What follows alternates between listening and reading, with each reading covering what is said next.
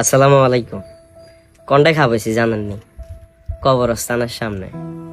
আহারে, আন্ডা এলাকার ভিতরে কত মানুষ আসলো, প্রভাবশালী, লাখ লাখ টাকার মালিক। কোন এক সময় মানুষের ডরে রাস্তা দিয়ে মানুষ হাঁটতো না।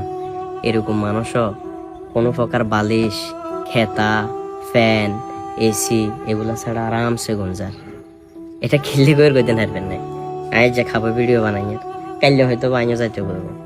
তো এই যে মানুষ আসলে এই জিনিসটা যদি বুঝে, ছোট্ট একটা জীবন, আর মনে হয় যে জীবনে অহংকার, তারপরে মানুষের প্রতি মানুষের যে একটা খারাপ চিন্তা ভাবনা, এগুলো মাথাতে কোনো সময় আইতে হয় না।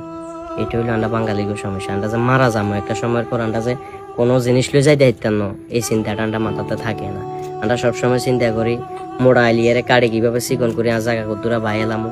আমরা সবসময় চিন্তা করি বাইর সম্পত্তি কেন মারি খাই এলামো। আমরা সবসময় চিন্তা করি বইনেরে কিভাবে হক নদী বাঁচি যাবো। এরকম অনেক চিন্তা ভাবনা করি, গিয়ে গেছি বুঝছেন না। কবরস্থানের কথা যদি কই, যে অবস্থা হয়েছে মানে ঘাস লতা পাতা, কি কইতাম, মানে অবস্থা খুবই খারাপ।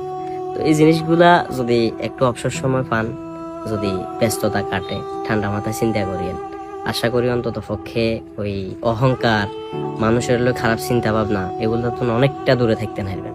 আসসালামু আলাইকুম।